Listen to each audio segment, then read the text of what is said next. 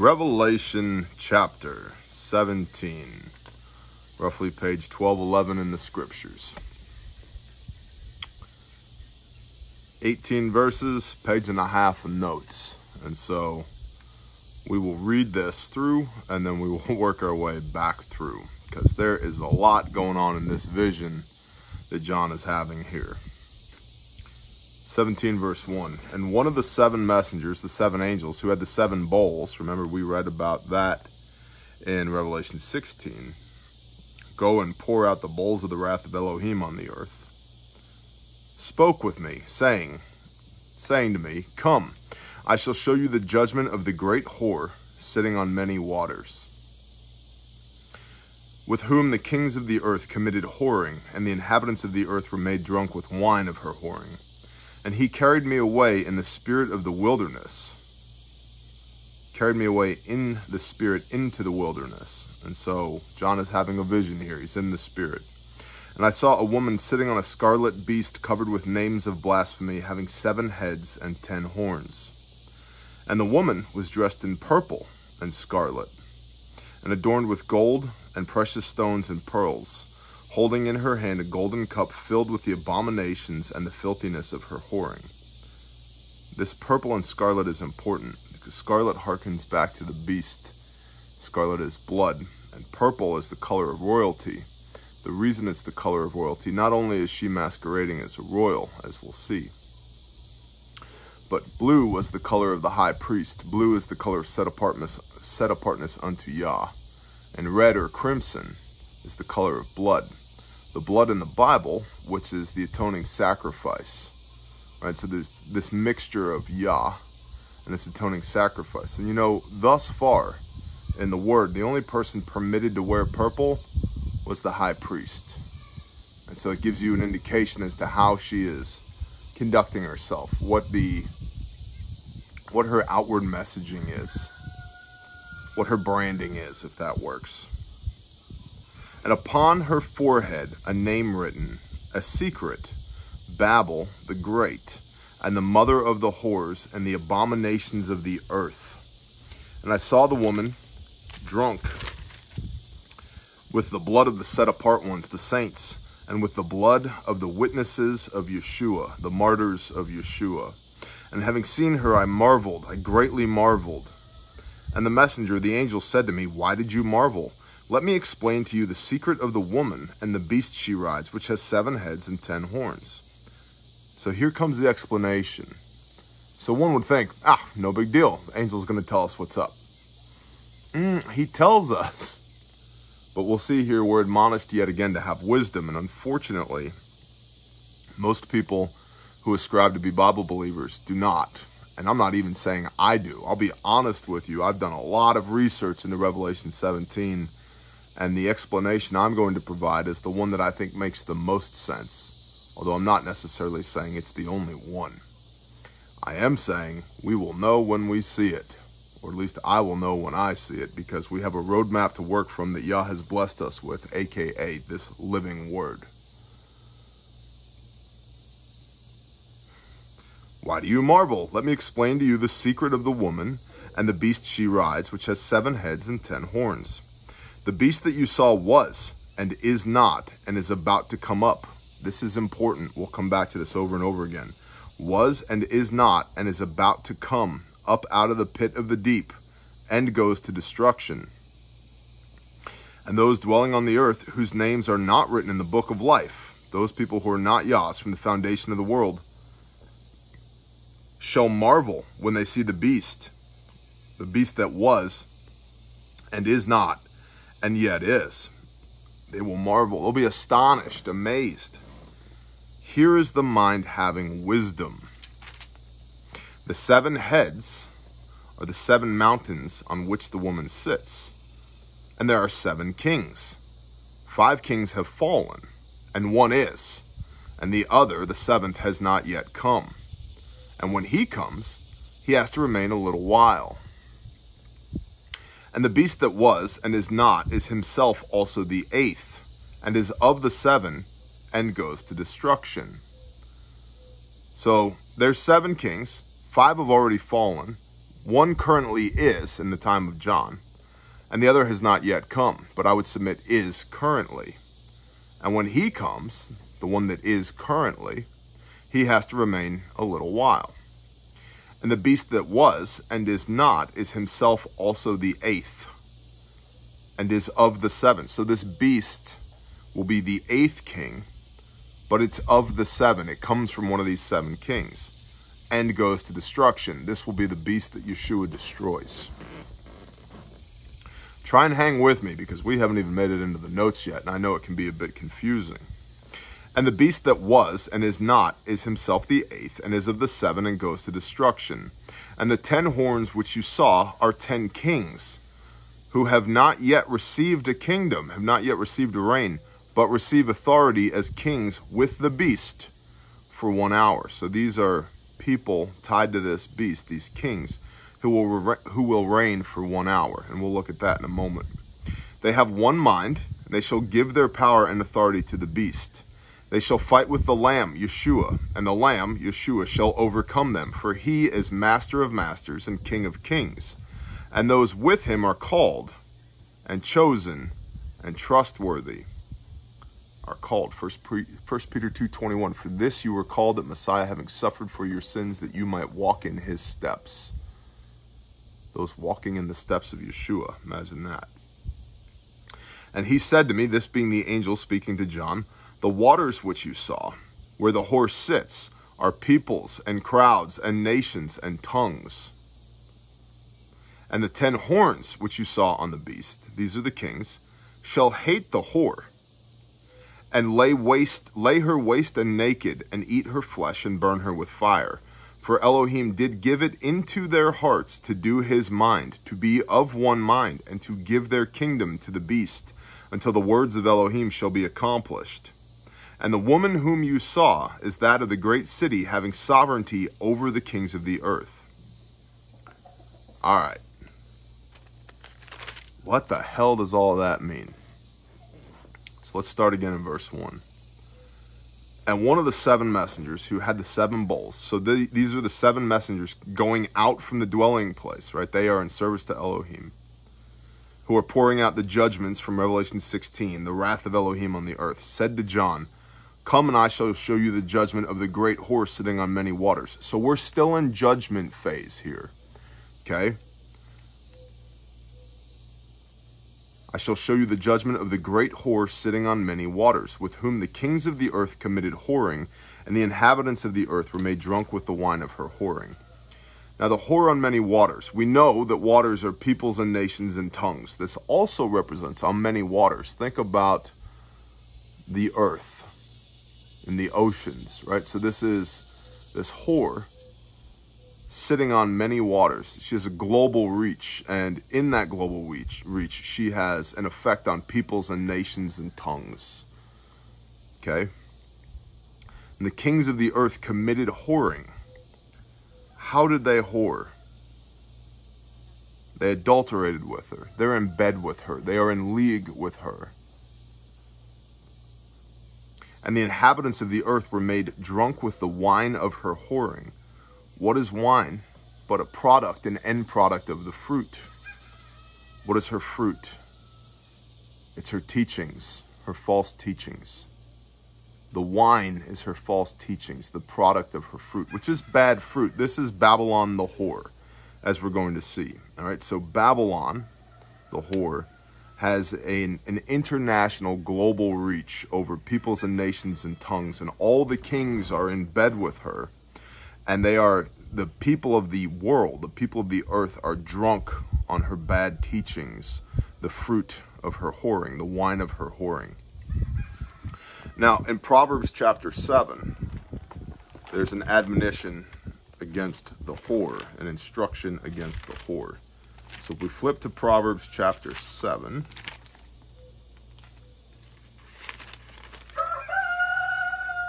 oh, rooster, I'm going to kill you. He's under the porch. My son, guard my words and treasure up my commands with you. Guard my commands and live, and my Torah as the apple of your eye. Bind them on your fingers, write them on the tablet of your heart. Say to wisdom, you are my sister, and call and call understanding a close friend, to guard you against the strange woman, the whore. So wisdom is your sister, and understanding is your close friend, to guard you against the strange woman, against the foreigner, the Babylonian, who flatters with her words. For look at the window of my house. For at the window of my house I looked through the lattice, and I saw among the simple, I perceived amongst the youths, a man lacking heart, passing through the street, coming near her corner. And he went the way to her house, in the twilight, in the evening, in the black and dark night. And look, a woman met him dressed like a whore. These are false beliefs. This is the work of Hasatan, the enemy. With a hidden heart, she was boisterous and stubborn. Her feet did not stay at her own house, the whole world. Now in the street, now in the square, and at every corner she lurks. She took hold of him, and she kissed him, she seduced him. She hardened her face and said to him, slaughterings of peace offerings are with me. Today I have paid my vows. Look, I'm clean, I'm good to go. Therefore I came out to meet you, evangelized, to earnestly seek your face, and I have found you. I have spread my bed with coverings, colored linens of Mitzrayim. I've made it inviting to whore with me. I've sprinkled my bed with myrrh and aloes and cinnamon. Come, let us take our fill of carnal lovemaking until morning. Whoredom. Let us delight ourselves with love. For my husband is not at home. Who's the husband? Yeshua? He's the bridegroom and we're the bride. For my husband is not at home. He's gone on a long journey. Yeah, he's at the right hand of Elohim right now. And he took a bag of silver with him. Behold, I come swiftly to reward each man according to his works. And he comes home on the day of covering. The day of covering is the day of atonement. This is the prophesied return of Yeshua HaMashiach. You see the importance of Proverbs 7 in context of Revelation 17? And with her many words, she leads him astray. With her smooth lips, she seduces him. He goes after her immediately. Like an ox, he goes to the slaughter, as in chains, a fool to the punishment, till an arrow strikes through his liver. Like a bird rushing into a snare. He did not know it would take his life. And many shall say to me in that day, Master, Master, have I not prophesied in your name, and cast out demons in your name, and done many mighty works in your name? And truly, truly, I shall say unto them, Depart from me, you who work lawlessness. I never knew you. Matthew 7:21. And did not know it would take his life. And now listen to me, you children. Pay attention to the words of my mouth. Do not let your heart turn aside to her ways, Babylon the whore. Do not go astray in her paths. For many are the wounded she is called to fall, and numerous are her killed ones. Her house is the way to Sheol, the place of the dead, going down to rooms of death. So we have this Proverbs 7 imagery of this whore that we see, Babylon, in Revelation 17. In verse 3, and he, the angel, carried me, John, away in the spirit into the wilderness. So he's having a vision. And I saw a woman sitting on a scarlet beast, covered with the names of blasphemy, having 7 heads and 10 horns. Well, here, this beast represents civil power, a group of people, a nation or a tribe. Civil power. And we see in the Bible all the time, these different beasts. Daniel 7, for example. They're like tribes, groups. Oh, I'm going to kill that rooster. Where are we? Psalms, Haggai, Amos, Joel, Hosea, Daniel. Daniel chapter 7. Verse 3, and 4 great beasts came up from the sea, different from one another. And the first was like a lion and had eagle's wings.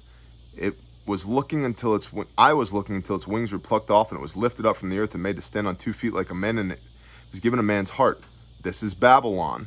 And see another beast, a second like a bear. This is Persia, Medo-Persia. And it was raised up on the side, and it had 3 ribs in its mouth between its teeth. And they said of this, Arise, devour much flesh. And after this I looked, and I saw another like a leopard. This is Greece, which had on its back 4 wings of a bird. And the beast also had 4 heads, and rule was given to it. And After this I looked in the night visions, and I saw a fourth beast, fearsome and burly, exceedingly strong. This is the Roman Empire, and this is important to remember. This is the Roman Empire. And it had great iron teeth. It devoured and crushed and trampled down the rest with its feet. And it was different from all the beasts that were before it, and it had 10 horns.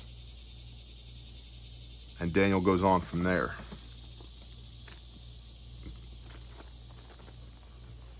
So this beast, covered with the names of blasphemy, the Roman Empire,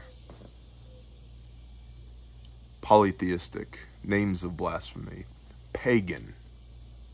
That's important. We're going to come back around to that. Pagan Rome.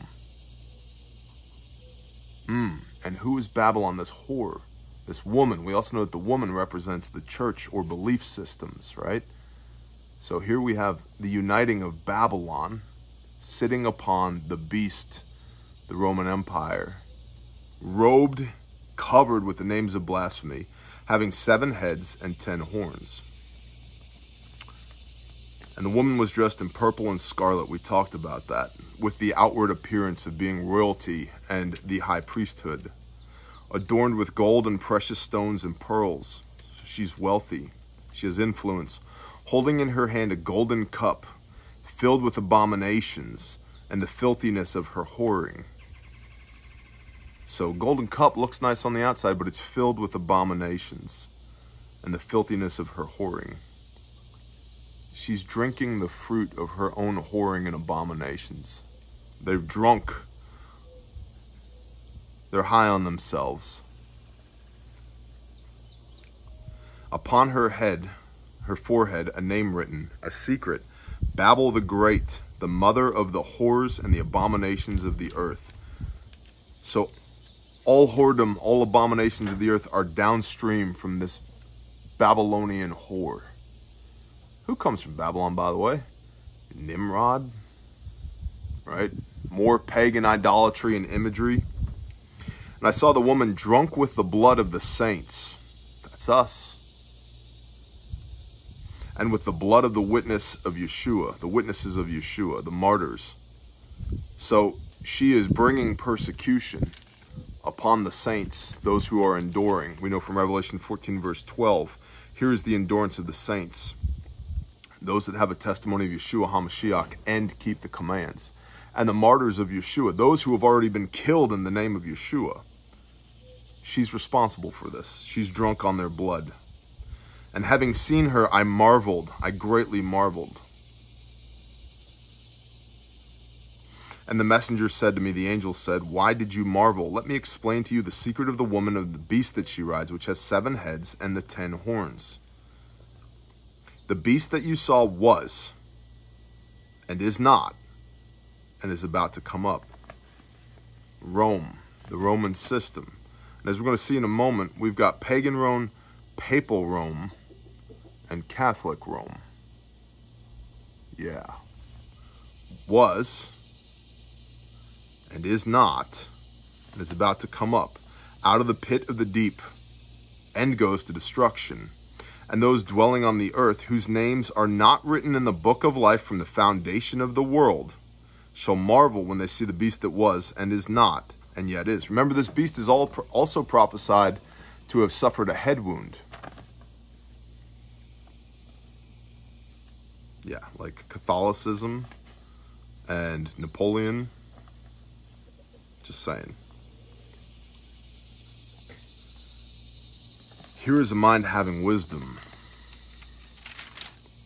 The 7 heads are the 7 mountains on which the woman sits. What could the heads be of this beast, the 7 mountains? Now, biblically speaking, mountains are both good places and bad places. When you're in service to Yah, they're where the offerings are made. They're the high places. It's where covenants are made between the Father and his people. It's where Yeshua goes to preach the Sermon on the Mount. It's where Yeshua is transfigured, and you see the fullness of understanding with Yeshua in his angelic form, pure white light, but also accompanied by Eliyahu, Elijah, the prophet, and Moshe, Moses, right? The Torah. So you have the Torah, the prophets, the resurrection all in one place. The completion of manifest, triangles, 3, combat geometry, 3 being the number of spiritual perfection. It's one of the reasons that it makes no sense biblically to say that all that was done away with. Now 3 into 1, echad, that's also a biblical principle, but that's outside today's reading. So mountains in the context of Yah are good. They bring you closer to Yah. But in the context of false worship, they're very bad. These were the same mountains where the Asherim, the Asherah, the penises were stood up, which we now put on top of churches because we say, oh, we want to be closer to God. It's false worship. You're commanded to tear them down. Tear down their sun pillars.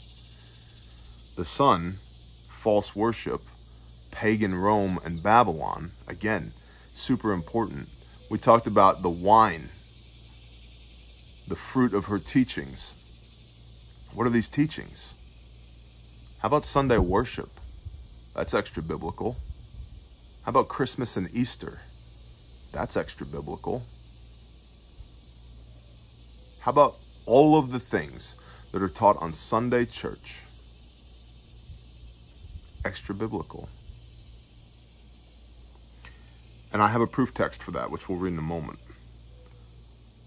So these mountains, which are the 7 heads where the woman sits, if the woman's sitting there and she represents Babylon and the beast, which is pagan Rome, these 7 mountains, they're not worshiping Yah.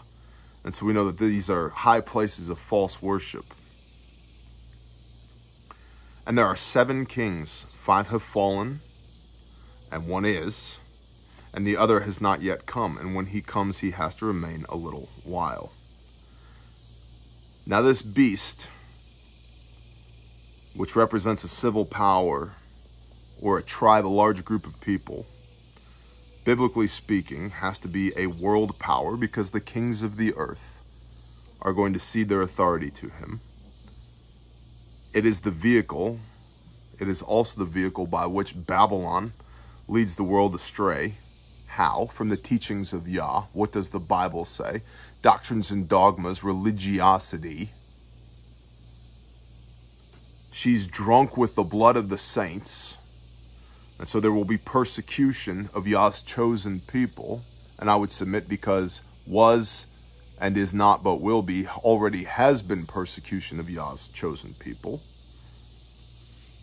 And will represent the uniting of a civil government, a civil power, or a tribe, the beast, with the woman, spiritual power, the church, the uniting of church and state.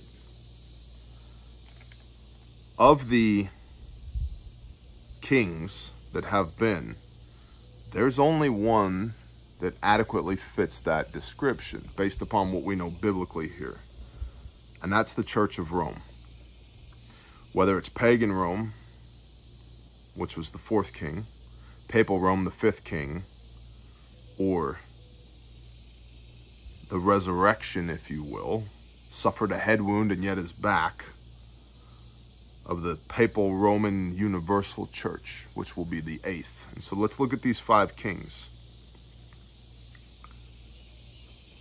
And there are 7 kings, 5 have fallen, and 1 is, and the other has not yet come.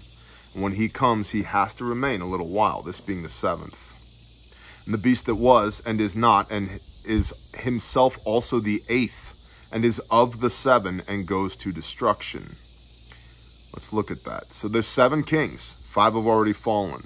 The first king is Babylon, the first world power, Babylon, which then fell to Medo-Persia, the 2nd, which then in 331 BC fell to Greece, the 3rd, which then in 168 BC fell to pagan Rome, the 4th, which then in 538 AD became papal Rome, which then fell to the 6th, Napoleon and his generals crushing papal Rome, which brought in atheistic communism and a secular governmental worldview. The 7th, arguably, is the United States, and when he comes, he has to remain a little while. Well, we know we know the United States sits on many waters. The world is drunk with our whoring. In a little while, a day is like 1,000 years unto the Lord, right? Well, we've been here almost 250 years. That's like 6 hours in a day unto the Lord. That's a little while. Just throwing that out there. And so the seventh would be, based upon this interpretation, the United States and its global system, the whore on many waters. And Yah knows the United States has committed abominations. We deserve judgment as a nation. And that there are many false teachings, bad fruit. The wine of whoring, yeah, that's us. And the global system that has come out of the United States, the UN and NATO. And then the eighth, and the beast that was and is not, is himself also the eighth. So that means somebody has to slot into the eighth, and is of the seven. So had to come from the seven. It was and is not. So you have pagan Rome fill in the fourth slot, the fourth king, papal Rome being the fifth king, and then it was not, because the sixth king, atheistic communism and the secular governmental worldview, kind of hearkening back to Napoleon. Papal Rome was no more. And then the United States and its global system comes in after that period defined by Napoleon.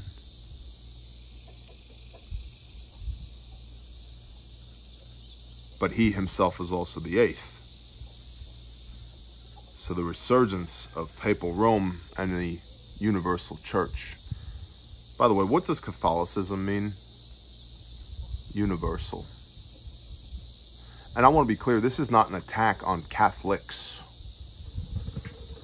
There are many good Catholics who are going through the motions of what they've been taught, doing their best based upon what they know to put a smile on the Father's face.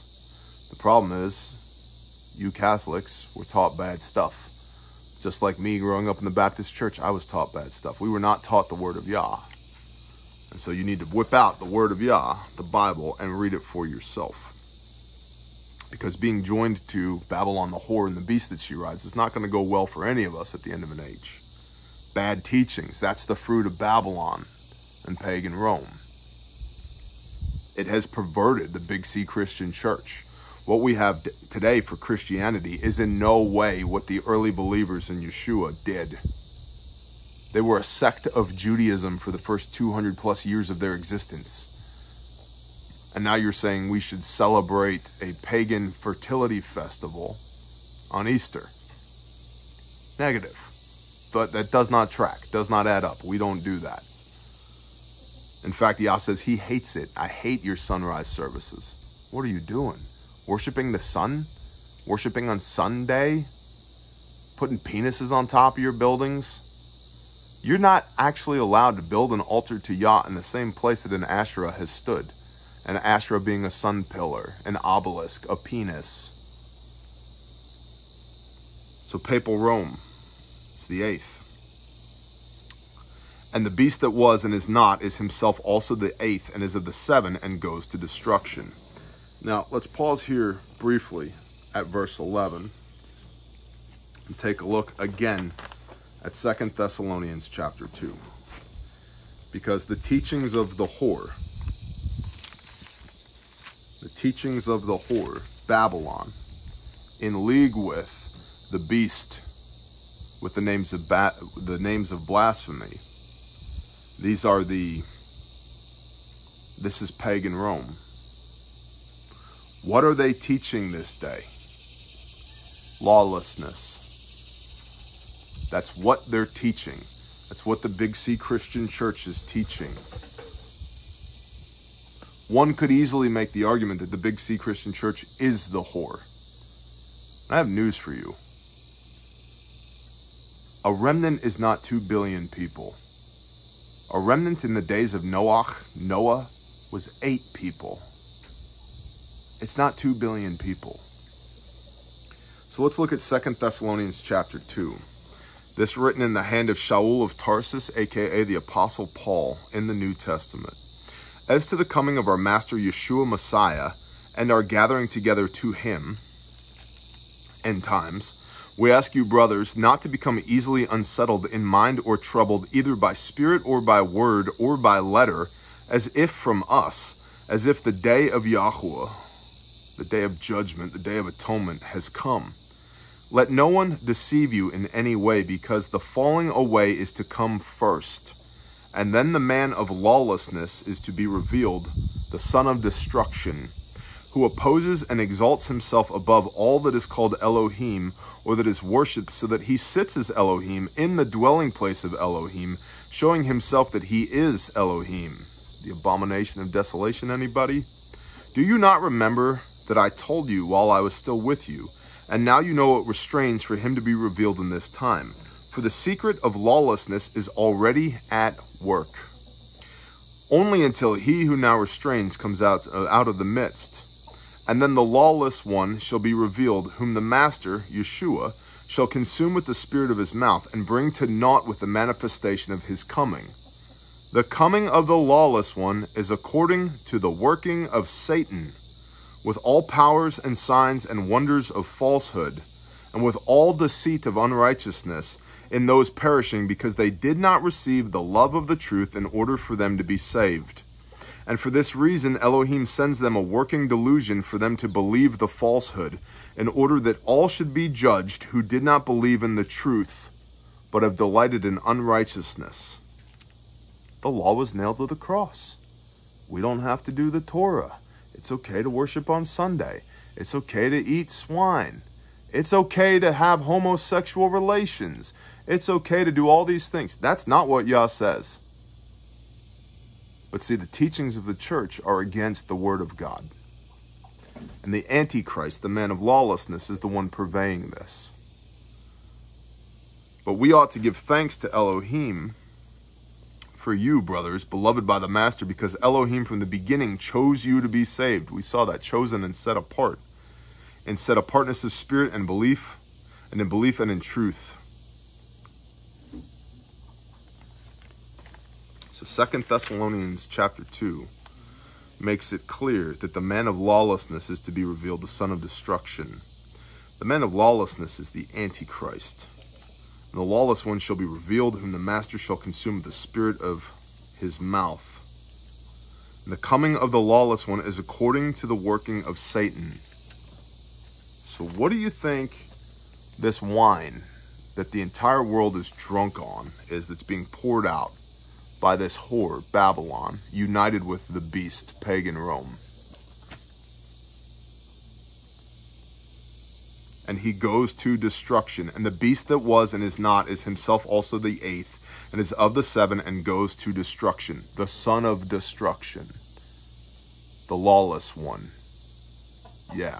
See, the whole world, other than a remnant, is going to be looking for a lawless Jesus to return. And you're going to be deceived. You're going to think that the Antichrist is actually the Christ. Yeshua himself says in Matthew 24. Check this out. Verse 12. And because of the increase in lawlessness, the love of many shall become cold. But he who shall have endured to the end shall be saved. What's endurance?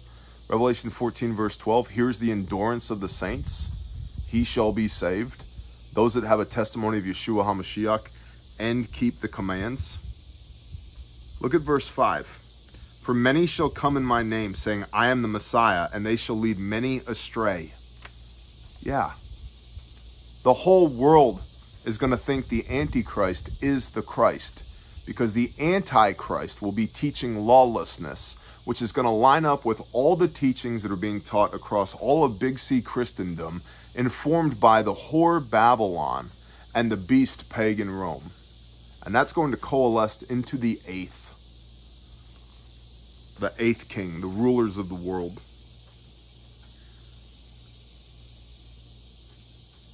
And we're going to marvel at it, that this is on the rise, that people don't see it. How could they not see it? Read Yah's word. But the thing is, we know that people don't read Yah's word. I spent most of my life not reading it. I farmed out my faith to other people. I didn't know what it said. I just took somebody else's word for it. How many billions of people around the globe are doing that right now? They will be deceived. Yeshua says, and many shall come in my name. See that you are not deceived. Second Thessalonians chapter 2 makes it clear. The lawless one is the Antichrist. Lawlessness is the working of Satan. That's in the New Testament from the hand of Paul. And so back to Revelation 17, verse 11. And the beast that was pagan Rome, and is not papal Rome that was killed, and is himself also the eighth, the resurgence of this Unitarian, universal church. And again, what does Catholicism mean? Google it. What does Catholicism mean? Himself also the eighth, and is of the seven, comes out of pagan Rome, goes to destruction, the son of destruction, the man of lawlessness. And the 10 horns which you saw are the 10 kings, who have not yet received a reign, but receive authority as kings, with the beast for 1 hour. So these are kings that are empowered around the world by this beast, the resurgence of pagan Rome, under the banner of universal, Unitarian, Catholic papacy. What's the 1 hour? Well, it could literally be 1 hour, because that's what it says. But we also have to remember John's in a vision right now. So maybe if we take that with a prophetic bent, what does that mean? Well, 1,000 years, a day is like 1,000 years unto the Lord, right? So if you take 1,000 years and divide it by 24 for 1 hour, you come up with 41.666 years. Interesting.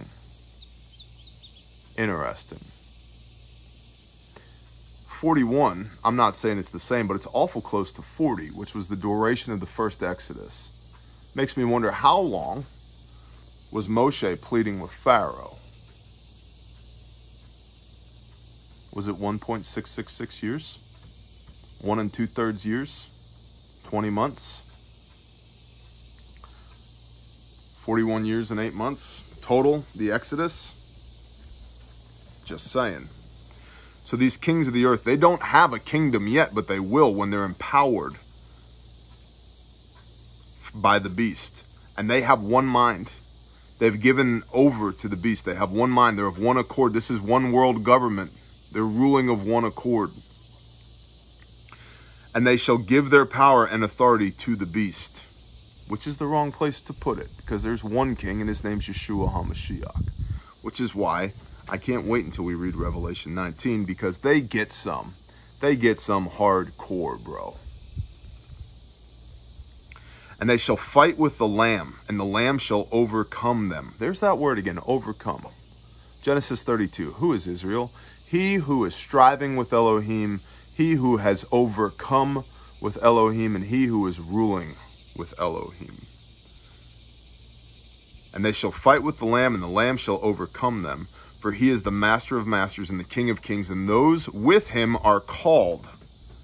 1 Peter 2:21, for this you were called, the Messiah having suffered for your sins, that you might walk in his steps. Called. Those who are with him are walking with his steps. They were called, and they were chosen from the foundation of the world. They were made for this time, and they are trustworthy. They keep the commands. That's read the Old Testament. Pick a verse. Everywhere you see trustworthy, it means you have kept the Torah of Yah. Now this image that we have here of the Lamb, Exodus 23, if we flip to Exodus 23, that's at the beginning of the book, by the way. Genesis, Exodus 23. Look at verse 20. And see, I am sending a messenger, capital M messenger, this is Yeshua, before you to guard you in the way and to bring you into the place which I have prepared. Be on guard before him, capital H him. This is the divine, this is Yeshua. Be on guard before him and obey his voice. Do not rebel against him, for he is not going to pardon your transgressions. For my name is in him. This is Yeshua.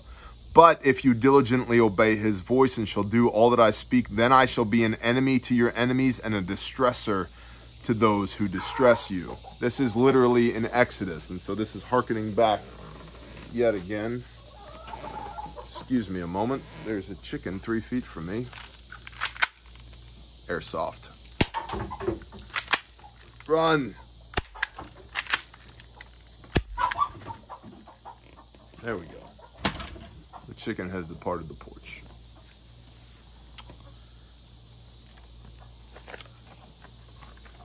Homestead life.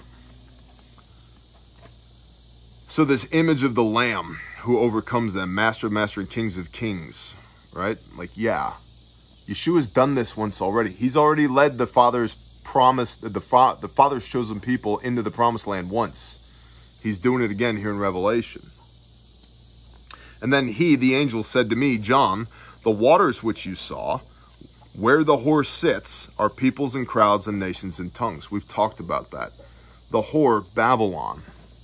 This Babylonian system that's joined to the beast, pagan Rome, which becomes papal Rome, which has already happened, by the way. This is already in the works. Just Google pagan roots of Christianity. Do it. I challenge you to do it. Pagan roots of Christianity. Do it. And then read the Didache. D-I-D-A-C-H-E.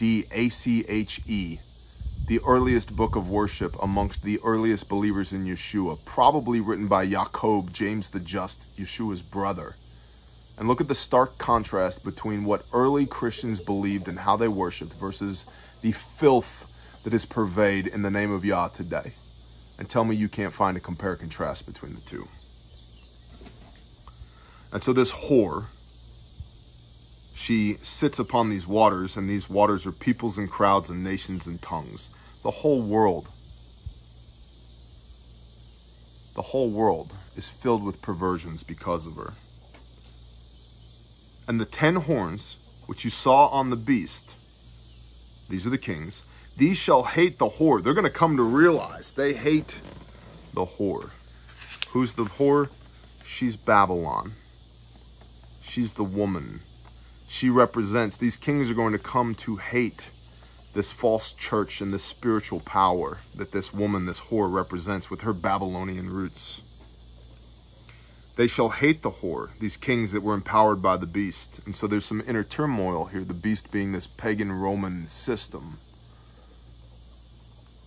that's influenced by this Babylonian whore, the church. The kings of the system are going to hate the spirituality of the church. And they will lay her waste and naked, and eat her flesh and burn her with fire. Now this is a vision. So what does this imagery mean? Lay her waste. This is utter destruction. And naked. This means she has no covering. There's nobody to protect her. Shamefulness. And eat her flesh. Well, where else have we seen that? Go read 1 Kings, 2 Kings. Eating of flesh is directly tied to starvation. Starvation is tied to famine. See, this system is going to fail, and even those believing in it are going to realize something's terribly wrong. They're going to turn inward upon each other because there's no food. There's utter destruction. There's no covering. We have no protection. We're shameful. We're laid waste and naked.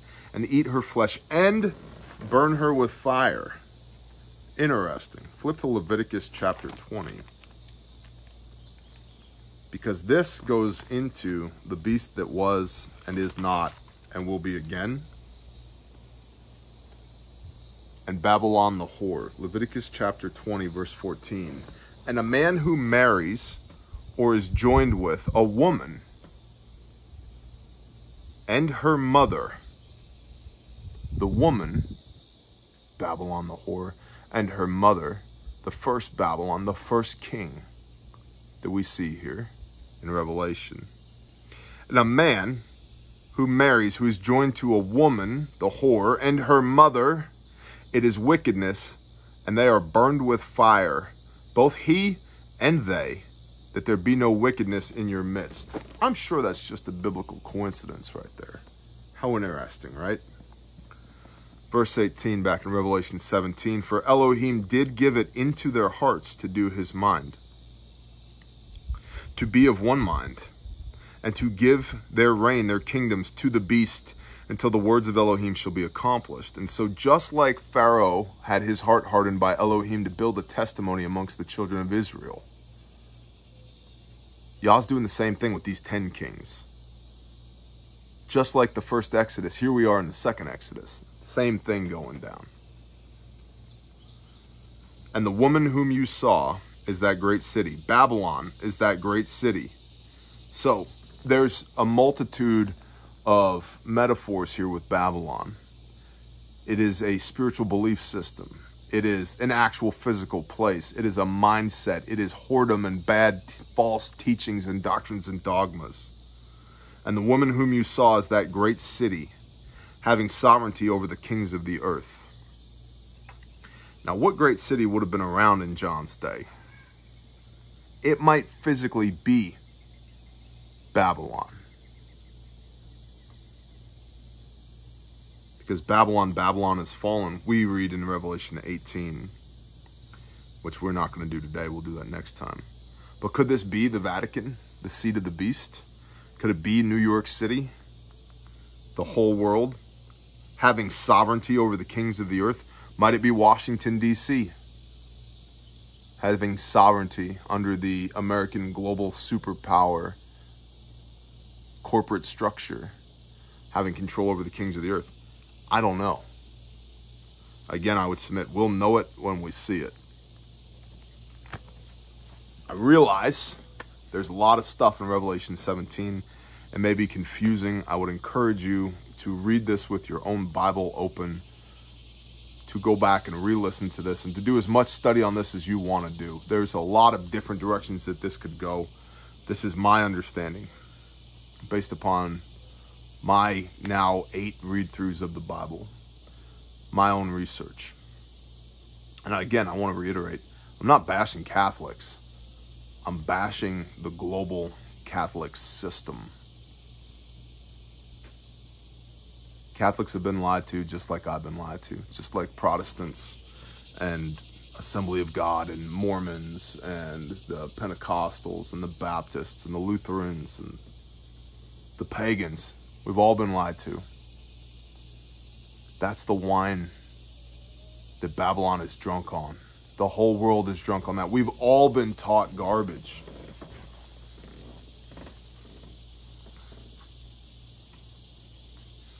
Here is the endurance of the saints, those that have a testimony of Yeshua HaMashiach and keep the commands. That's what the Bible says. I would recommend strongly you read the book and you do what it says so that you can be found written in the Lamb's book of life. Because everybody else gets smoke checked like that. And I don't want that for you. And I don't want you to take my word for it. I want you to see it with your own eyes. Bless y'all. Shalom.